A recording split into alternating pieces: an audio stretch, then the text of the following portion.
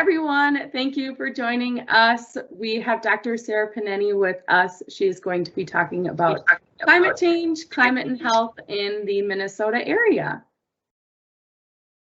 Hi everyone, my name is Laalitha Surapaneni. I'm an internal medicine assistant professor here in the Twin Cities area. I am so excited to be talking to you all about my experiences working in the field of advocacy towards more equitable health outcomes for communities impacted by climate change. Awesome, thank you so much. Tell us about what climate change problem has impacted you the most.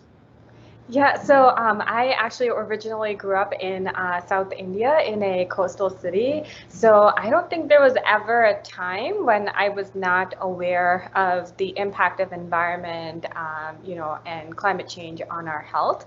I grew up with seeing impacts of extreme heat, poor air quality, and catastrophic droughts, personally in my community and also in the news. And we knew that climate change was making all of this worse. And I think one of the things that I learned growing up was that marginalized communities, particularly low-income communities in India, always suffered the worst of these impacts. Then I moved halfway across the world to the United States, and I'm here in Minnesota, and I still see the impacts of climate change here. You know, the impacts are different. Still heat and air pollution continue to remain an issue, but we here have, impacts of, let's say, Lyme disease that's on the uptrend because our winters are warming. There's more pollen and longer allergy season, but I still see that the disproportionate impacts of climate change on communities of color, low-income communities, and other vulnerable populations. Thank you for giving us that overview. And so do you remember the first time that you realized that it was an issue? Yeah, I think it's hard to pinpoint one time. I was maybe, like 8 or 9 years old when I learned about global warming in school, and learned that, humans are the cause for it because of burning fossil fuels.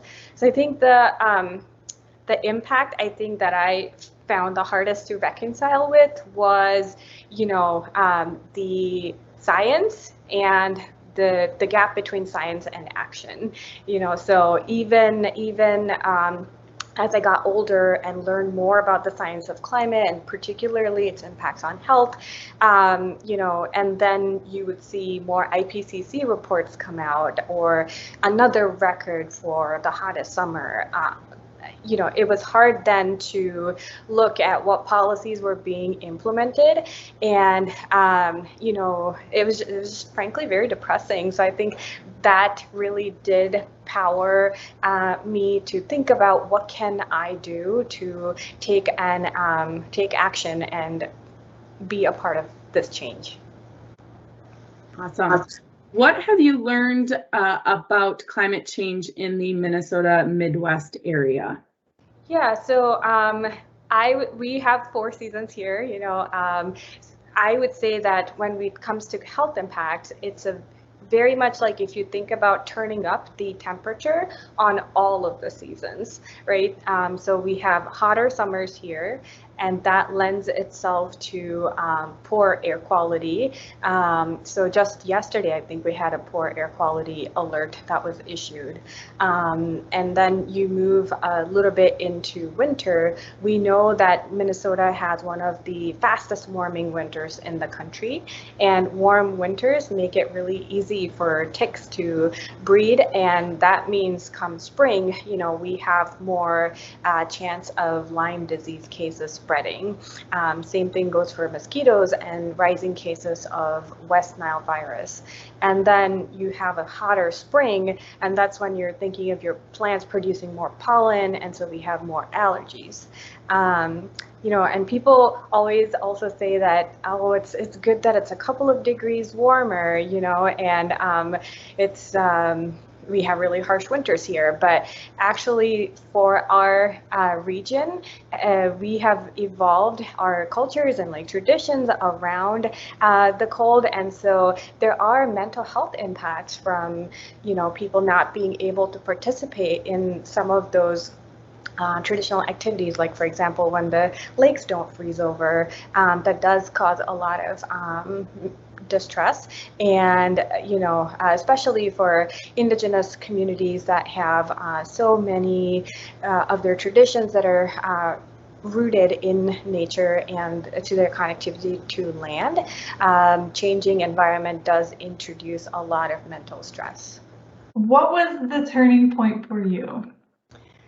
You know, I knew the impacts that climate change had on our health and on a global scale, but for the longest time, I only focused on my personal actions. So, for example, you know, how can I, you know, turn off the lights and conserve electricity? Maybe don't drive as much.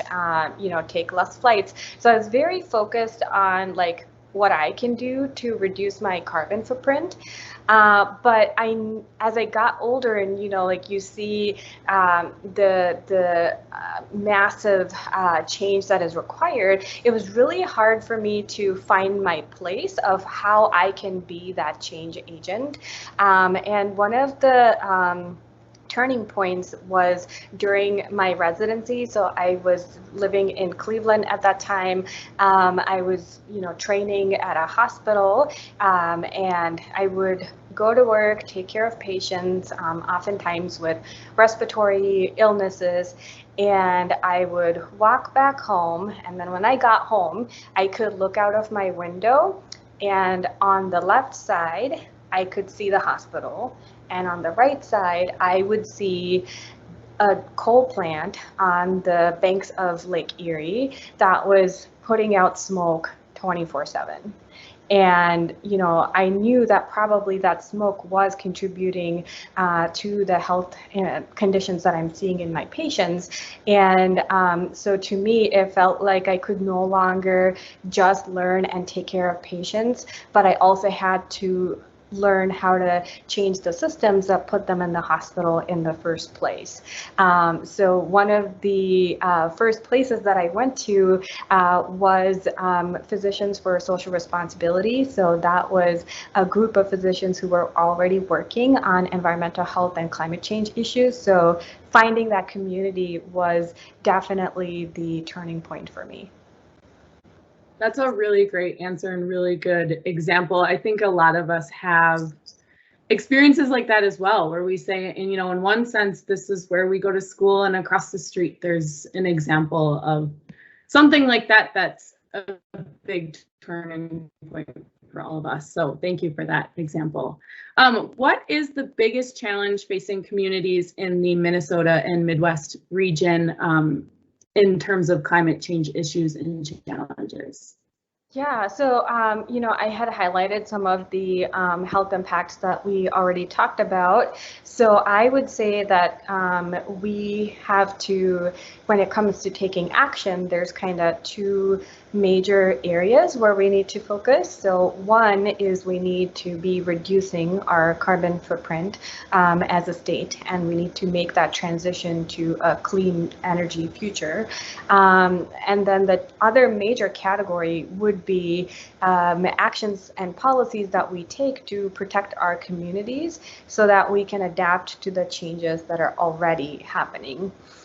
So the first category, what we call mitigation, where we reduce our emissions, you know, we are primarily an agricultural state, and so I think a lot of us are now realizing that we need people from every discipline to participate in our climate solutions. So there are, you know, university professors, farmers, and legislators working together to understand how we can create policies that, you know, promote agricultural practices that are both healthy for the soil and healthy for the planet. At the same time, you know, in Minnesota, just in the past month, we are the first Midwest state to pass a rule on cleaner car standards. And so health professionals, we were very much involved in advocating for that, so that we reduce tailpipe emissions and, you know, protect our air quality and also reduce how much CO2 we're contributing. And we are making an energy transition as well. And I think health professionals play a very important role in making those connections, especially from a justice lens. You know, being in the hospital and seeing how, for example, a kid who might be playing next to a highway, you know, they are most impacted by air pollution that's coming off the cars, right?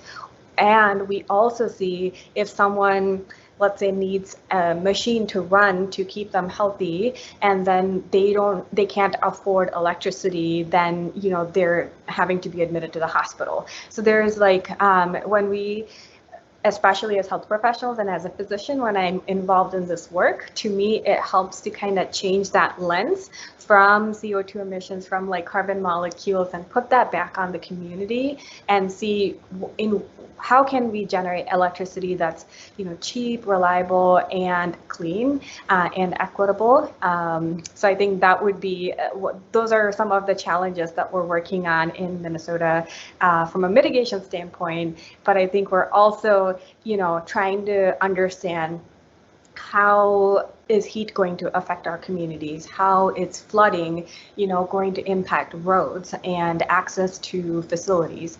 So there's a lot of exciting work happening here. Great, thank you so much. We have probably just a couple more minutes left. Is there anything else that you'd like to share with us? Yeah, I would say that, you know, when I was trying to find my place in the climate movement, I really didn't know how to get involved. Like I was, you know, not a politician. I don't own the coal company. You know, like I felt like I didn't have any power to make any change, and I couldn't figure out like how my expertise kind of fits in to the action that is necessary. But having community and working with others helped me find my place, and working with frontline community. So I would say that no matter, you know, who is watching this video, and like no matter what skill set you have, it all necessary to create this change, because, you know, climate impacts every aspect of our life, and I may not have expertise that you know, a farmer can bring to the table.